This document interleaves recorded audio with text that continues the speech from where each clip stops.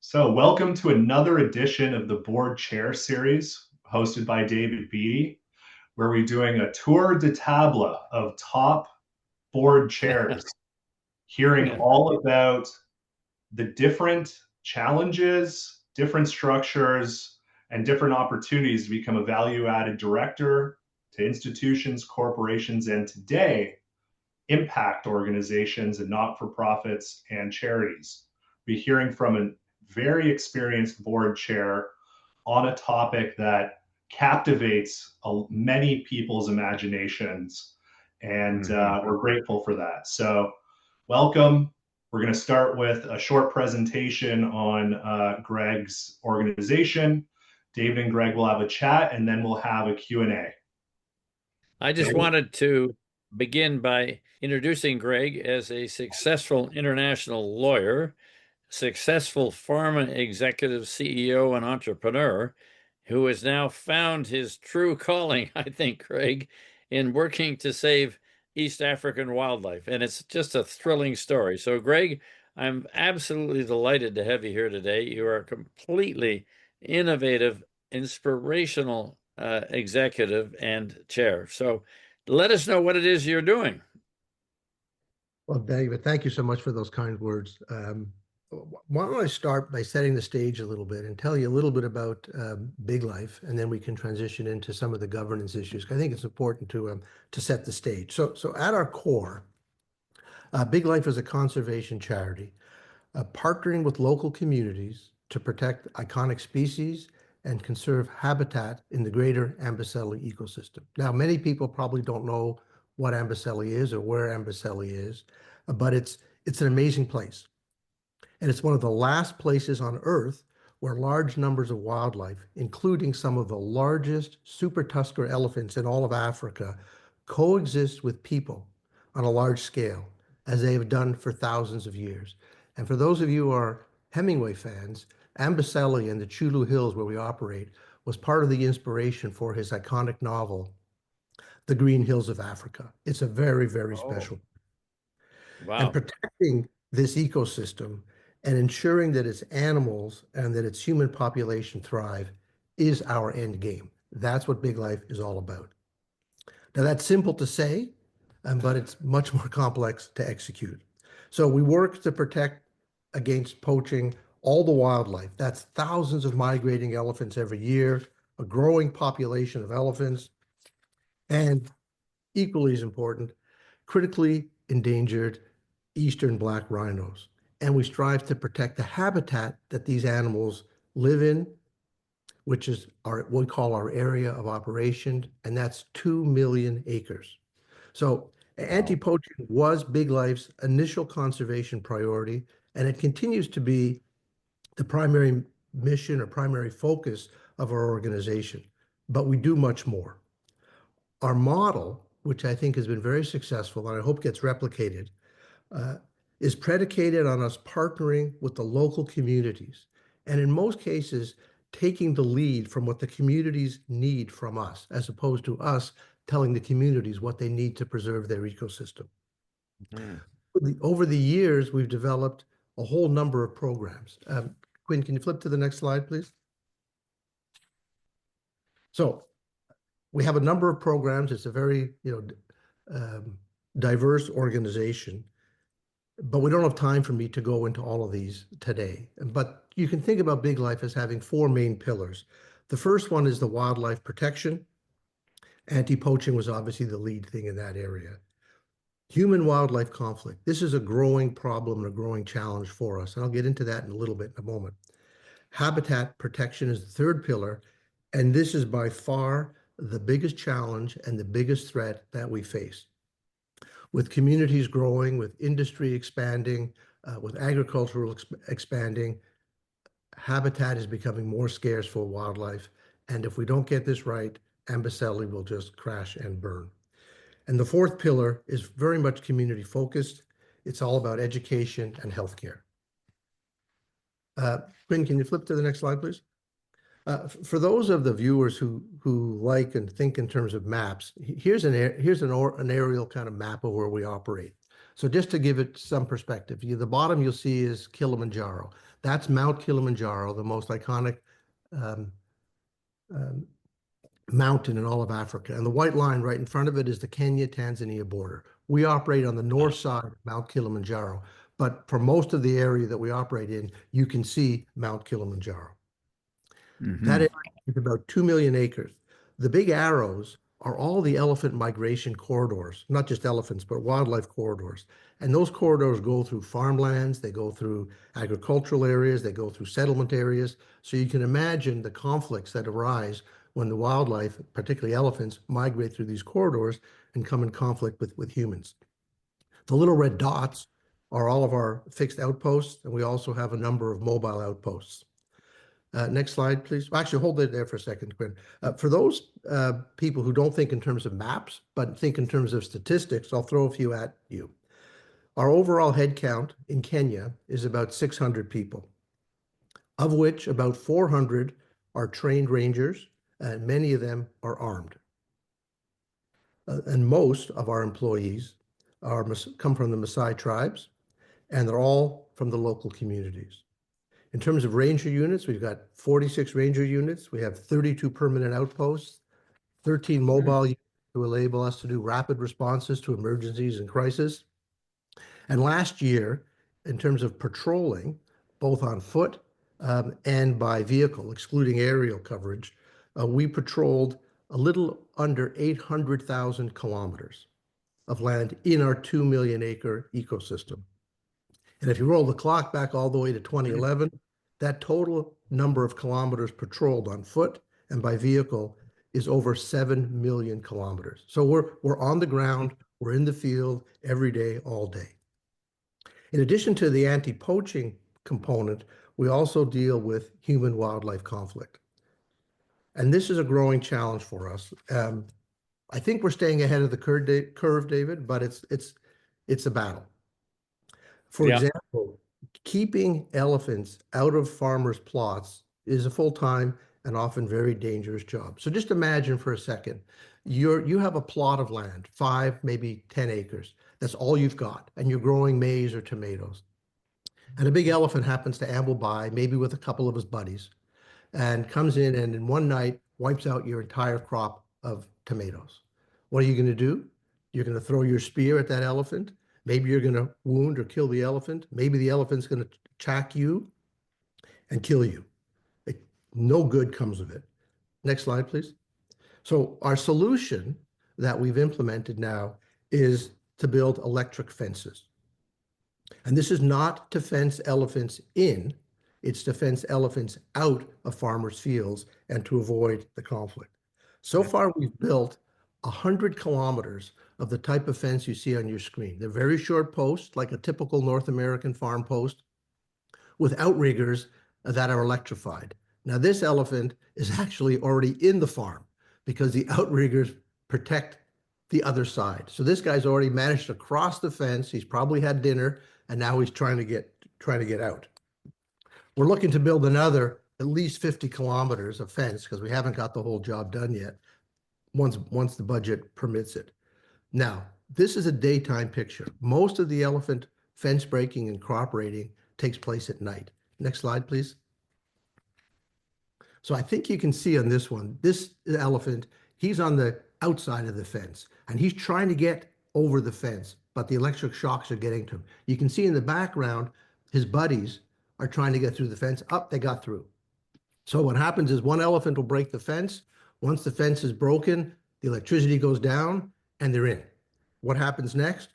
Our patrols get a call from the local farmer, help, there's elephants in my field, and we send a mobile unit right away to go into the fields and to try to move those elephants out, stop eating, move them out of the field in the night when they don't want to leave. So it's a exciting but dangerous job. And I have been on these overnight patrols with our rangers, so I could see exactly what they have to deal with. And I can tell you, it's quite an experience.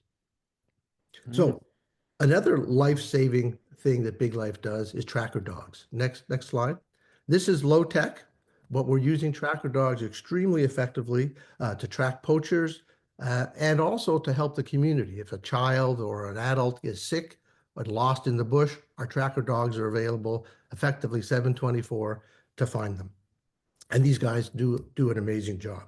A next technique that we use, or tactic, moving up the technology scale a little bit, is collaring and drones. So if we can have a quick peek at the next slide, please.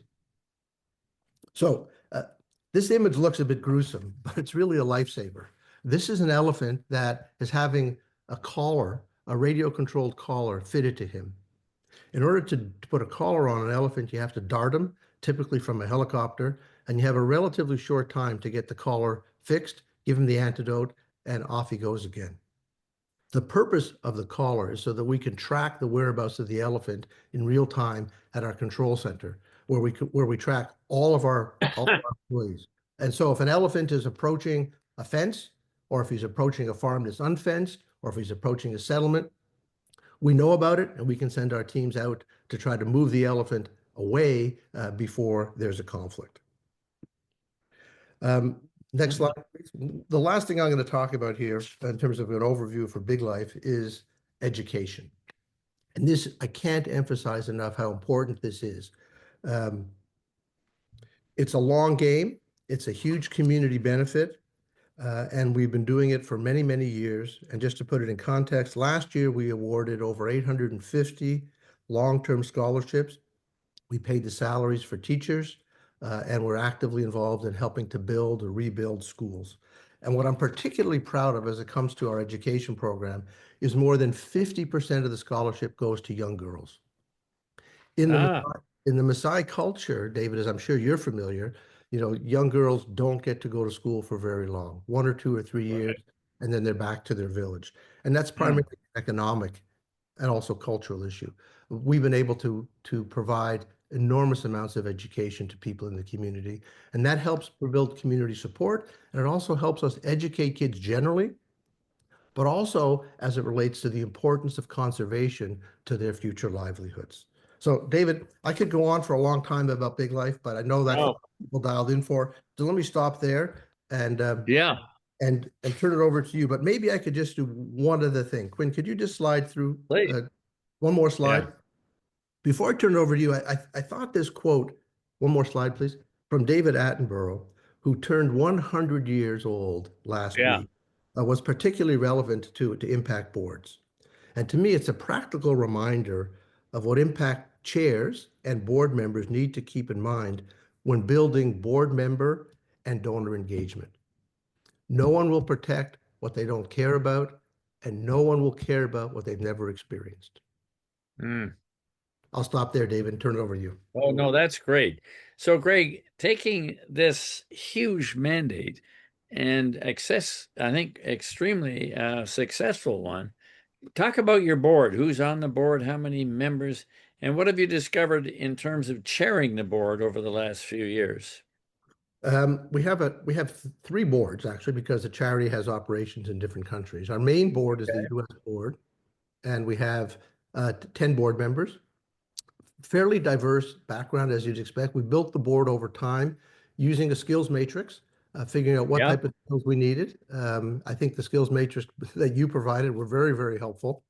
It's a mix of people who are steeped in conservation in Africa, business people from North America, from Canada, from the UK. It's a blend. Now, in terms of sorry, go on. Yeah, no, I just saying in terms of running such diversity with a charity based so many thousands of miles away, what challenges have you faced and how have you met them? There was a lot of challenges that we've met. I've tried to steer my way through the best I could. I guess the biggest challenge that I've experienced is that in a corporate board, a for-profit corporate board, particularly a public company board, people get paid, and there's regulations and scrutiny over board member performance. In a not-for-profit or impact board, you don't have that. The board members don't get paid. In fact, it costs them money to be on the board, in part because they typically donate, but also because there's travel involved to Kenya, which board members pay for out of their pocket. I don't think it's appropriate for charity to pay for board members to attend meetings in Kenya. But the big challenge is keeping board members engaged because they're Yeah. not paid, and it's a long way away. And so you have to give something back to the board members. You have to give them either a unique experience or something that's emotionally gratifying, or the ability to participate in something that they're passionate about and they feel like they can make a difference. They have to be motivated emotionally versus just financially. Yeah. I think that's my biggest challenge. And so, yeah, how do you do that? How do you keep them emotionally involved? Well, it's an evolving process, I would say. And David, I've taken a lot of the teachings and the learnings I've gotten from you and employed them directly at Big Life. The first thing I guess we've done is I was concerned that we didn't have enough touch points. If you have quarterly board meetings, you're kind of out of Yeah. sight, out of mind for most of the year. Yeah. So what we do, we started having one Big Life board meeting a year in Kenya, but not just an afternoon or a day meeting. People come for 4 to 5 days for a board meeting in Kenya on their own nickel, and Yeah. that really helps people get engaged. And I'll get into that in more detail in a second. But between board meetings, I thought it was very important that we have additional touch points. So once a month, we have an informal board call. So there's no votes ever taken at these informal meetings. And it's an opportunity for the management on the ground in Kenya to update the board on what's happening. Mm-hmm. And we limit it to 60 minutes, regardless of the topics. 60 minutes, hard stop, we're out, because I want to be very respectful of our board members' time, but also the time of the guys in Kenya, because they have a 6, 7 hour, 8 hour time difference from us, and it's a long day. Yeah. So that helps board members have a constant touch point.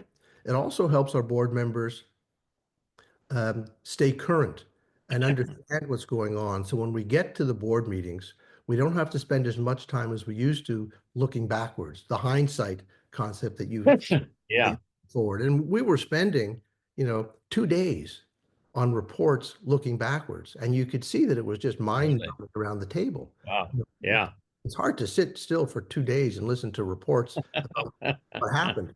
And it doesn't really give board members the opportunity to participate and engage and to feel like they're making and actually make a contribution to the organization. So I say those are the two big things. When it comes to the actual board meetings themselves, you've stressed so much how important it is to get out and meet the teams, see the organizations. Right. And I think we've done that and like supercharged it a little bit.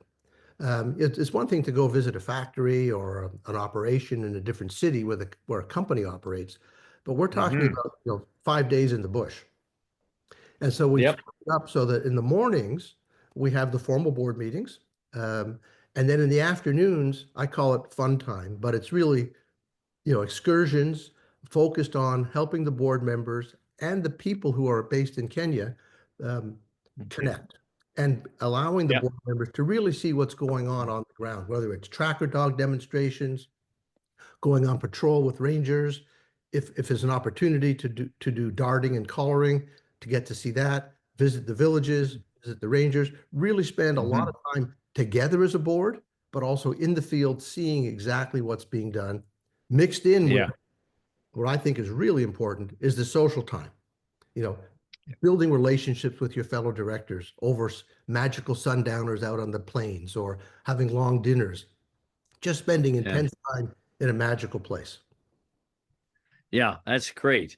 That's terrific. Now, have you had any, in terms of a publicly traded company and its relationships with the chair, and you're not for profit? You gave me one experience where you said you had to be very careful, as opposed to if you were the chair of a publicly traded company, you'd probably just ride over the issue. But what was that issue that you thought about that way? I'm trying to remember what that was. Well, you asked somebody for their opinion, and they weren't ready for it. Yeah. That was I kind of stuck my foot in it, to be honest. Did you? Okay. Some of our board members, have a lot of expertise in their certain areas. It could be marketing, it could be conservation, but don't necessarily have a lot of board experience. A number of our Yeah. board members are highly experienced. So there was one individual who didn't have much board experience, was new to the board, and Yeah. the faux pas that I made was I didn't advise this person in advance that I planned on calling on them at the board meeting on a particular topic. Caught them off guard. They were feeling uncomfortable being in a board because they were just getting their feet wet. And it almost cost us, that person leaving the board. In a corporate board, when I ran other corporate boards, I wouldn't be as concerned about that. I would, as much as possible, give people a heads Yeah. up, but you don't have to do that. Board members come prepared to speak and participate. Um, so now what I do is I do one of two things. Either what you had suggested, which is go around the table and don't Yeah. The focus tour de table. Yeah. go all the way around, or Yeah. alternatively, if it's not a topic that justifies that amount of time, go to the individual ahead of time and say, is it okay if I call on you? Can you speak to this Yeah. topic? And that Yeah. was just Great. a dumb move on my part. Well, it's a learning move, I'd say, Greg. We're all learning how this stuff works. The, There's no magic bullets. the other issue Uh, that I think has been a yeah. learning for me is in the corporate board world, there's a very clear demarcation between the board's oversight role and management's operating role. It's different Yeah. in a small impact or charitable organization. And how we manage that is a bit of a challenge because board members often get involved in operational matters because the charity needs that support, can't typically afford to pay for it, and yet you don't want the board members to be running the charity. That's the responsibility. Yeah. So there's a blurred line, I would say, in a charity. I don't think that's I think so. unique to Big Life. I think that probably happens in a lot of small and Yeah. mid-sized charities. I think Yeah, it's I do too. overall, I think Sorry, it's Greg. because I think it's a positive thing because you Yeah. get very experienced people helping out as long as we don't overstep. Yeah. Well, that's what they say about private equity boards, some family boards, is there's a blurred line there. And sometimes you step in because your skill set's needed by the management team and they want it. Other times you step back. So that's a question of business judgment, social judgment, as you go to build it. What have you done about big donors? Do they get an obvious spot on your board? The short answer is no. Um, Okay. we haven't set it up, and we don't run it as a kind of you can buy a seat. Yeah. No, and we don't have a kind of a pay for play. You don't have to put up X amount of dollars to have a Big Life board seat. We do hope and Okay. expect that you'll be a donor and you'll make a meaningful donation relative to your situation.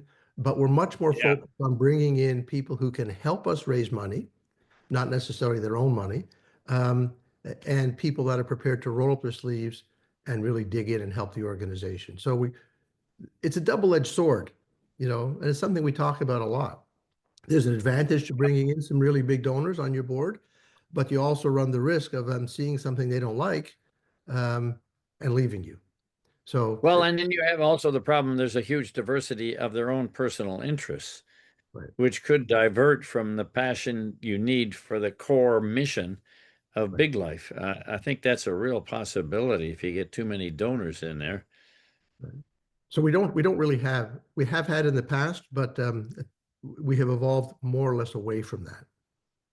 So looking forward, Greg, to the future, what are you going to do differently with the board of Big Life as you go forward in the next 2 to 3 years?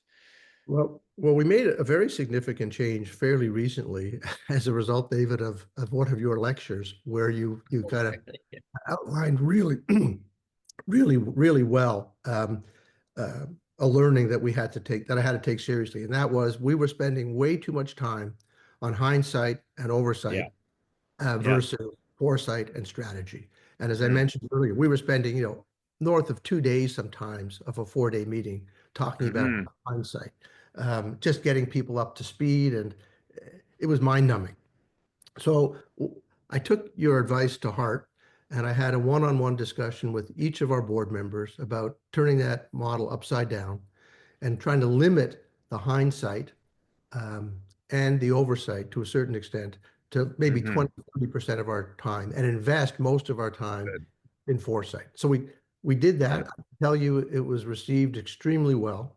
And then I also asked the board members to share with me what their top 2 or 3 strategic things are that we need to deal with going forward. And there was Yep. remarkable alignment on what those are. And so Ah, we rolled that out in a serious way at our last board meeting, which was just in where are we now? In March in Kenya. yep. Yep. Say it was a huge success. I noticed an instant change in the engagement at the board meeting. The discussions around the table were much more involved, much more lively, much more constructive. I found that I also did the same thing with talking to individual board members. I also spoke with each of the individual key management team in Kenya, Mhm. the US, about what I was thinking about to see if Yep. they had any concerns. And the quality of the presentations dramatically improved, I should say. That's great. And Yeah. so what we're going to do over the next, 3 or 4 years is we've redesigned our strategic plan. Are working on designing our measurement techniques, and we will see how that unfolds over the next couple of years. But trying to keep to that same model that you proposed, really Yeah. focus on foresight. And how about your time in preparing the agenda? As I always think about the agenda as a big investment decision, because everybody in the management team's got to prepare for it, and everybody on the board's got to prepare for it. How do you prepare your agendas? Better now than we have historically. I would say.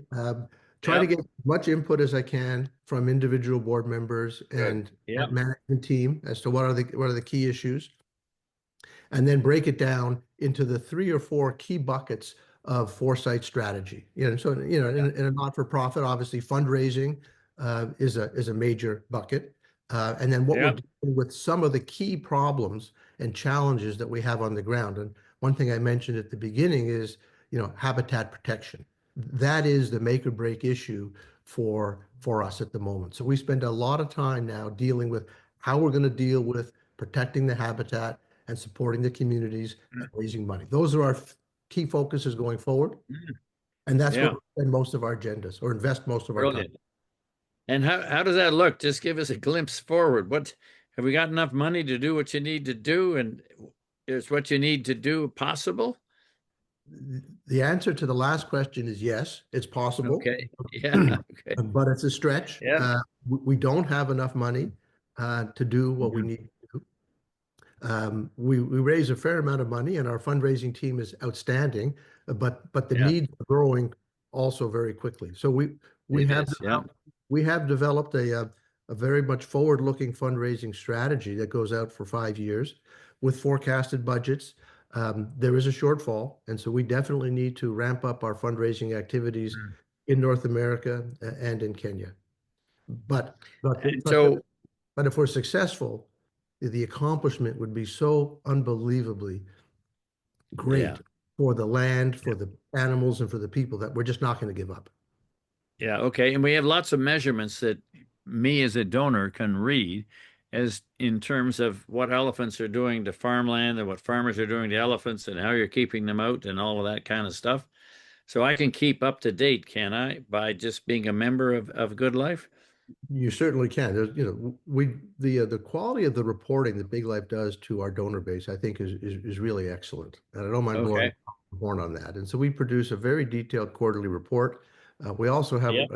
ranger clubs for people that want more regular information. All of that's now available online and either through people going onto the website or through push mail, whatever they want. Yeah. But we can directly link your dollar to impact that it's having in Kenya.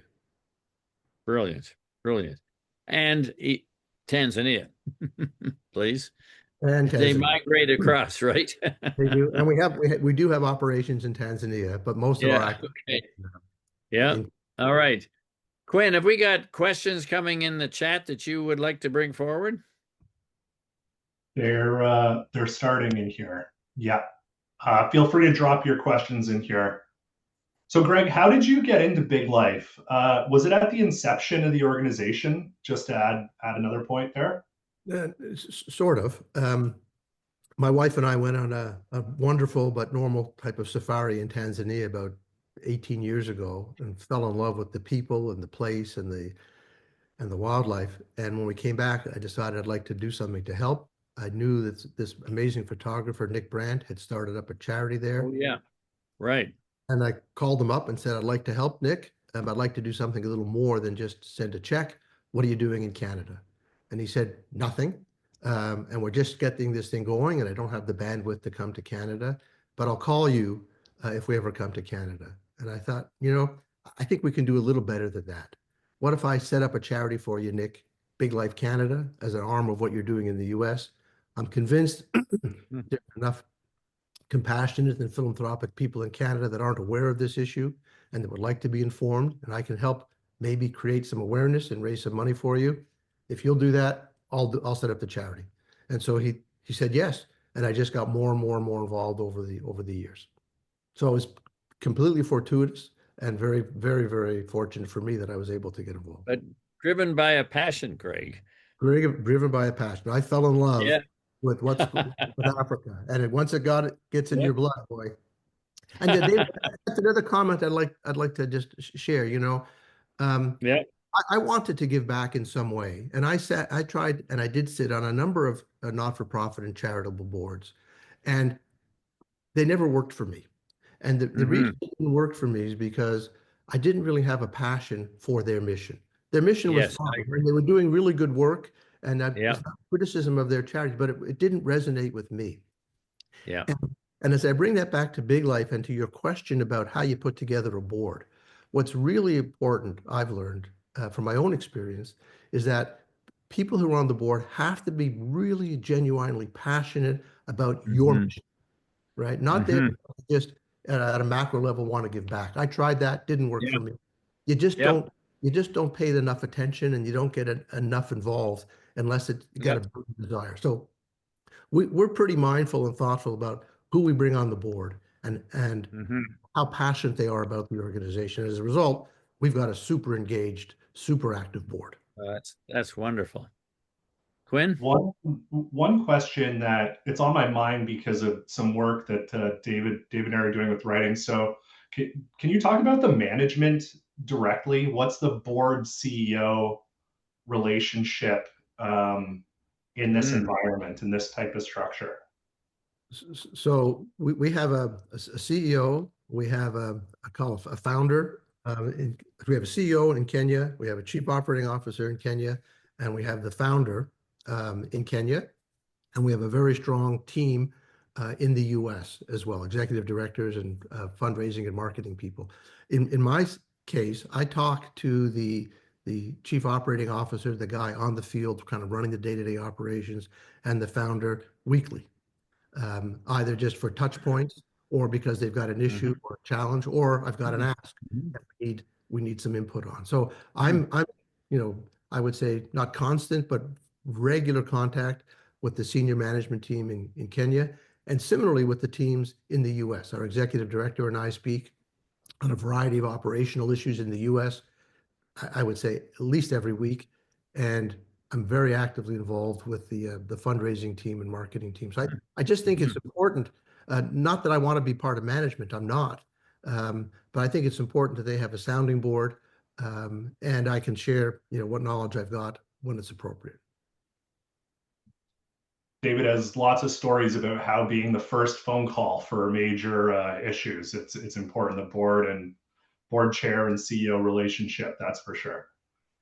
Yeah, and some of the issues can be sensitive, but I think over time you build that kind of trust and relationship with somebody that Yes, they can rely on. exactly. If they're not calling me, I worry. It's not because I want there to be problems. I just know there are problems, and if they're not calling, it's because she's not feeling comfortable. So we keep in regular contact. Great. We had one of our last presentations was with expert on Silicon Valley and AI companies.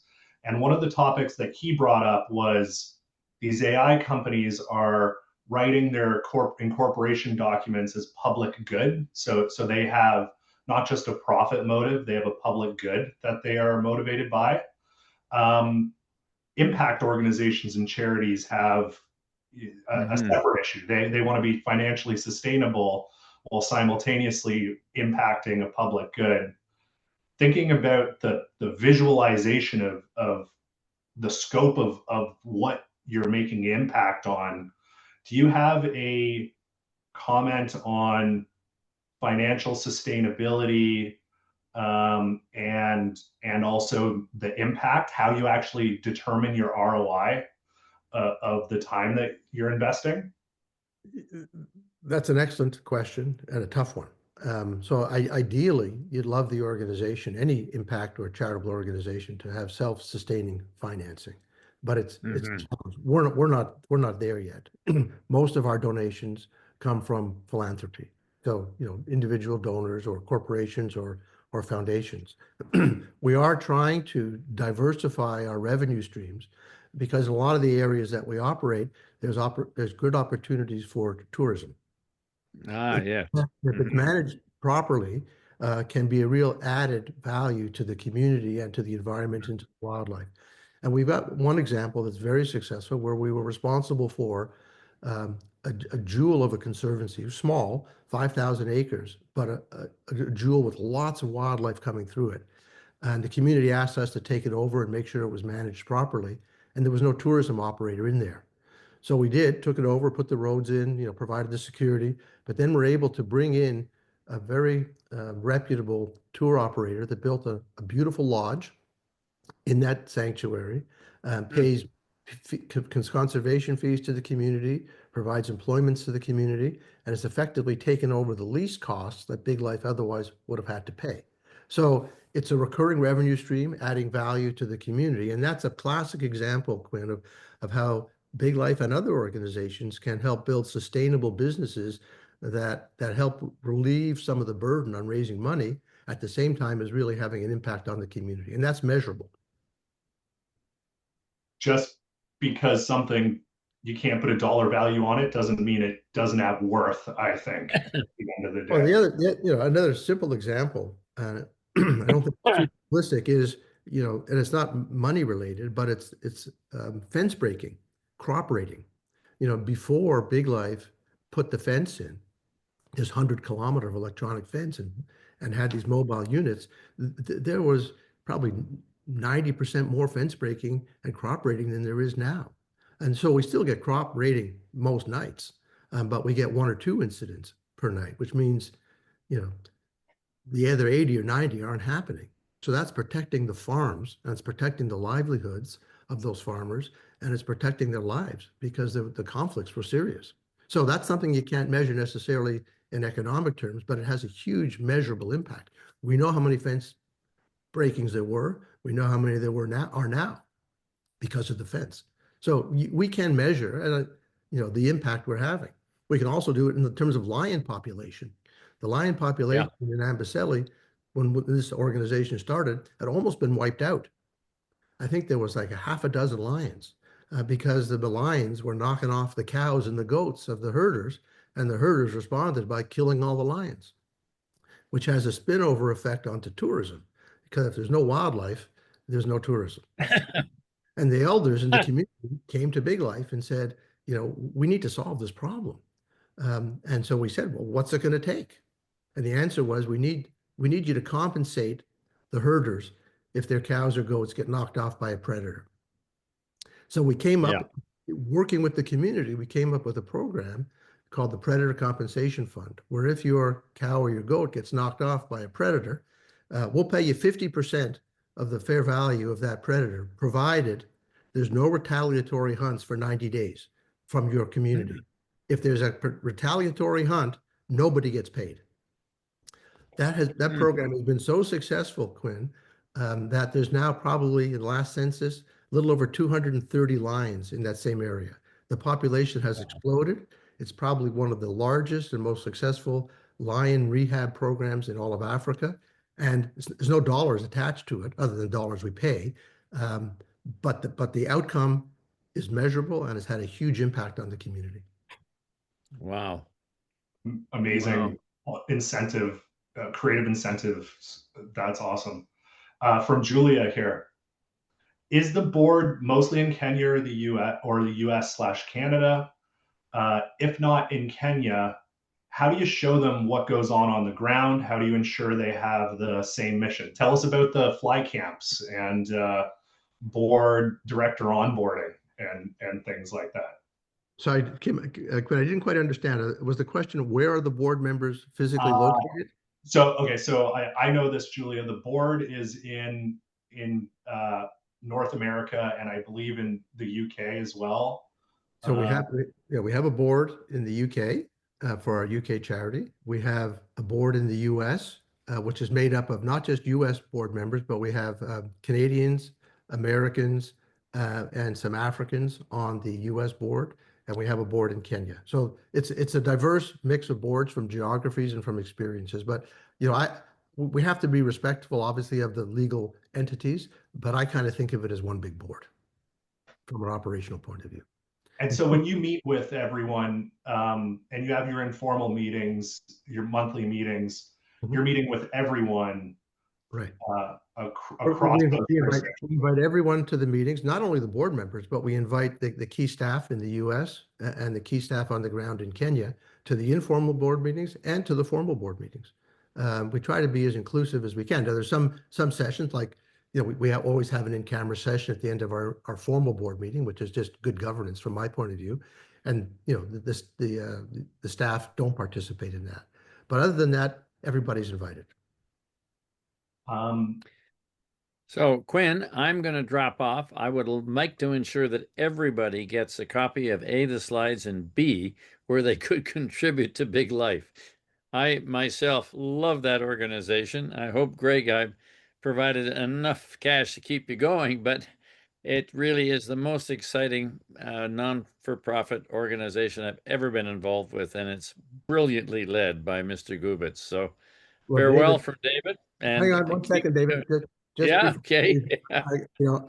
um, uh, David, I got to tell you that you're my secret weapon. And some of the tactics and the strategies that we've been implemented at Big Life, I can take credit for, but most I cannot. Most of them are your ideas, and I've gained from your teaching, from your learnings. And what I've been able to implement from my learnings from you have had a major impact on my ability to be a better chairman, and I think have moved our governance at Big Life forward, so that we're adding more value. And I want you to know that I'm truly grateful for your support. So thank you, David. Well, thank you, Greg. That's huge. Thank you very much. Thanks, David. We'll so happy to facilitate a few more questions. We have about 15 minutes here. You know, echoing your thanks to David and on behalf of so many people in his community too, that he's been able to teach. So continuing Julia's question here about the board structure. So for the members who are not in Kenya, how do you show them what goes on the ground? How do you ensure they have alignment with the same mission? Excellent question. So I'd say there's two-part answer. The first is we have a pretty good onboarding and vetting process before a board member joins Big Life. And one of the requirements is that anybody that we're thinking about adding to the board must go and visit the operations in Kenya to see firsthand what we're doing and who we're doing it with. And we then have, as I mentioned, our annual board meetings, 5 days in Kenya. And the attendance in that is almost 100% every year. And we spend a lot of time in the bush learning about and seeing the Big Life operation. So half a day in formal meetings, half a day out in the field with the Big Life crew. So it's a combination, but there's never been anybody that I'm aware of who's joined the Big Life board who hasn't been to our operations in Kenya and spent a few days learning about what we're actually doing over there.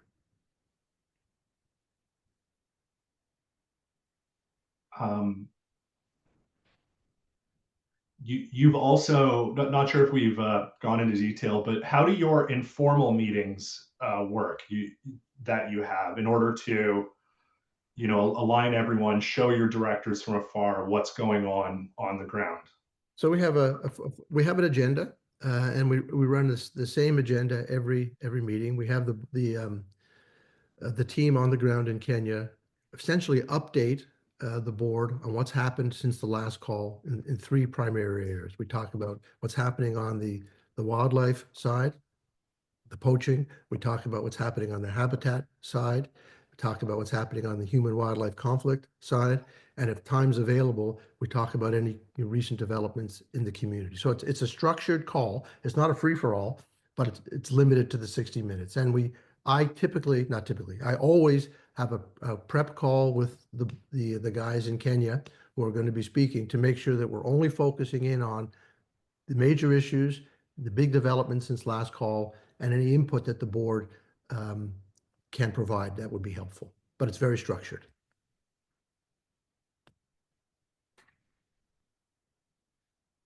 How do you balance empowering local teams on the ground with also maintaining accountability at the board level, especially when cultural and contextual differences are significant? That's another excellent question. So there are big cultural differences between North America, Europe, and Africa, and we have to be mindful of those. And so I think part of it is developing trust in the people that you've got over there, and trust gets developed over time. And I think it's facilitated by having these really intense 5-day face-to-face meetings and these touch points that you start to know and trust your colleagues more over time. But for many things, you need to defer to the people that are on the ground in Kenya. There's no point in having a bunch of people over in North America telling the people in Kenya how they should do their job.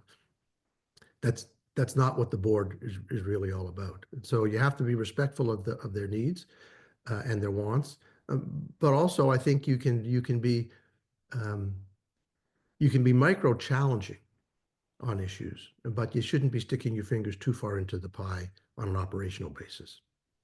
But I think it's fair to ask micro challenging questions at any time. One common theme that's come up a lot recently is the level of disruption, not in not for profits, but board members are going through an unprecedented amount of disruption in their role because of things like social media, artificial intelligence, changing the dynamics of where the organizations operate, and therefore they have to respond and be more prepared to manage risks. You deal with wild animals and have quite a number of topics that you're driving forward. Do you have any recommendations on how boards can be more agile or have more preparedness? Um, that's a tough one. I think identifying what your risks areas are is critical. We deal with the normal kind of financial risks that any organization would in North America. We have layered on top of that, obviously, the whole area of corruption, which is endemic all through Africa. So our financial controls have to be um, stronger than you would otherwise necessarily like them to be, because corruption is just part of the culture in many parts of Africa. We also deal with another type of risk, which I had never dealt with before, and that's actual, physical harm risk. Our rangers are out in the field, and it's a dangerous job. This last weekend, one of our rangers got smacked by an elephant, had to go to the hospital. We've had incidents like that. There have been, gun battles where poachers are shooting at our rangers. And so there's that whole other level of risk. And I think what the board has to do is identify the broad buckets of risk and make sure that you've got the right procedures and practices in place to protect your own people from those risks, and to make sure that you're doing everything you possibly can to support the people that are on the ground doing the risky jobs, whether that's you know um, intense medical emergency training, safe use of firearms, etc. All those types of things that I never thought about before in the context of a North American operation, you have to deal with in the context of the work that Big Life does in Africa. Thanks. What is the process in place to assess the performance of the board and board members? It's fairly typical, I think, of what you'd see for a for-profit board, other than we don't have, annual public shareholders voting on who should be elected to the board. We do have an internal process that is completely anonymous, where we do board evaluations uh, with detailed feedback every year. We do that. That's run by our executive director in the U.S. She does an outstanding job on that. And then obviously, if there are issues with individual board members, um, then that's left to me to have a discussion with the board member about what that particular problem is and can we rectify it. We've had very little of those types of issues, thankfully. But the board evaluation process is one I think um, it's a matter of good governance to constantly review and make sure you've got your board members performing at the level they need to be, and also to make sure that you've got the right board members given the stage of development that the organization is at. And that changes over time. For for the folks who are working in not-for-profits, impact charity, or are interested in getting into that area, what have you coached new directors on around where they can provide the most value and what to expect? Excellent question. A number of board members ask, they'd like to get more involved. What should they do? And I kind of turn it around the other way. And this gets back to my concept about passion. If somebody is passionate about a particular area that the board is involved with, that's where I think I would encourage them to get involved with. So if someone is really passionate about fundraising, then I wouldn't want them to be involved in, financial reporting.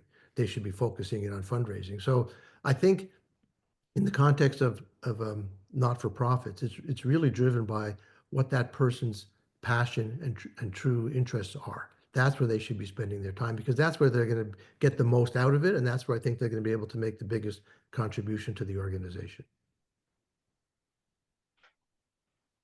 Add on for that, do you use committees to address these specific functions of the organization?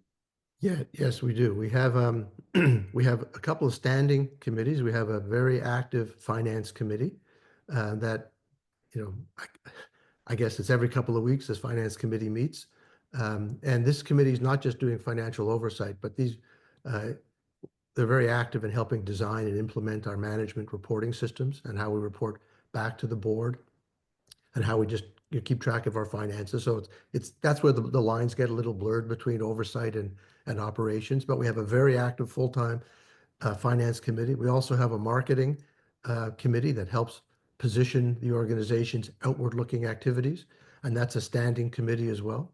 And then we have what I call ad hoc committees for events. So we have an event coming up in the fall, a fundraising event. So there's an ad hoc committee that's put together for people to jump in and assist in that event. So it's a combination of standing committees and then ad hoc committees as things arise. How interesting question from Herman here. It's related to environmental conservation or environmental protection. So how does the board quantify and maximize the 5-day face-to-face that you travel to versus the carbon footprint from the travel that you have to do to get there? Which, maybe to expand that, you have a focus and a mission at Big Life around conservation for wild animals. There are lots of, I feel like sometimes this is a tough thing, is that there are lots of issues or charitable concerns in the world, and there's impacts on different topics based on working on one of them, I think. It's a good question. It's a tough one. I think, we leave it up to individuals to decide whether they're prepared to compensate the airlines through their carbon credit offset programs. That's not something that we mandate, but I suspect a number of our board members do that. The location that we stay is extremely eco-friendly. It's 100% solar powered. All the water gets recycled. The lodge that we stay in requires that special soaps be used so they can be filtered out and the water can be used for watering holes for the wildlife, which is a bonus to them and also a benefit to the people that are staying there because you get to see the animals at the watering hole. So we try to be as ecologically sensitive as we can be, but recognizing if we're going to move people from around the world to Kenya, there's going to be an emission effect, and we can't avoid that. And I guess the balance is, do we not do that and just continue to run all of our meetings on Zoom, which I think would end up being a way that we would not maximize the benefits and the value that the board could bring to the organization and ultimately to achieve the organization's objective. So we can't get to a zero footprint, but I think we've done a pretty good job of limiting it as much as we can. Do you have any comments on conservation, getting involved in conservation in general? Sounds like you're having tremendous success across multiple fronts, and just for an onlooker that's curious about it, what would you have to say to them? Um, I would love there to be no need for Big Life and all the other conservation organizations. I'd like us to be out of business, but I don't think that's realistic. That we've thought about expanding geographically as well as possibly, the model. But the reality is, there's only so much we can do with the resources that we have available to us. So we focus on the small area, 2 million acres, where we think we can have a material impact. And if we're successful in that, then we're hopeful that people will see what we've been able to accomplish and take some of the areas that we've been successful in and apply it to their parts of the world. But we don't have the resources or the ability, quite frankly, at our size, to expand beyond our area. Thanks. I'd be thrilled if we could accomplish 3/4 of what we set out to do in our area. Yeah. Me too. Thanks on behalf of David. Thanks on behalf of his community. Greg, how can people get involved? How can they donate? But also, how else can people get involved? A couple of ways. If people want to learn more about what Big Life is doing, anybody on the call today is more than welcome to reach out directly to me. You can get me at Greg, Greg at biglife.org, or you can contact Quinn and he'll share my phone number and contacts with you. And you can go if you're interested and would like to help support us financially. Please feel free to go to biglife.org. We're a charitable organization registered in Canada and the US. I'm not sure where your listeners are from, and in the UK, and you support us that way. But don't hesitate to call me or reach out to me at any time. I'm more than happy to delve into any of the programs that we're working on to help explain it a little more. In the time we had available today, I was only able to scratch the surface on some of them. Thank you very much, Greg. As one final thing here, I'm just going to show our next event. So we'll be meeting with Janet Bannister, top seed stage investor. And the area of this board chair series where she'll focus on is working with new entrepreneurs to build brand new boards, and all of the process that she moves from developing an informal advisory group to becoming an investor to becoming an equity partner and sitting on the board. So she'll have a ton of best practices around building a brand new board. Greg, have you built a brand new board in the past or been on a brand new board? What was that experience like? So the answer is yes. I did it not in the not-for-profit. I did it in the for-profit area when we started a specialty pharmaceutical company about 10 years or so ago from scratch. We had to build a board and then ultimately took the company public and build a public board around that as well. So it's an exciting and important process to go through and requires a fair bit of thought. And I think that the skills matrix that David had put up a couple of sessions ago, I found extremely helpful in terms of helping to understand what type of people and what type of areas you need to focus in on. And we use that skills matrix today at Big Life to make sure we've got all the important areas covered off. That's great. Someone asked about that in the chat. Feel free to email me. I'll send it over to you, the skills matrix. Thanks again, Greg. Thanks for everyone who's hung on here. See you at the next event. Thank you, Quinn. Thank you, everybody, for listening.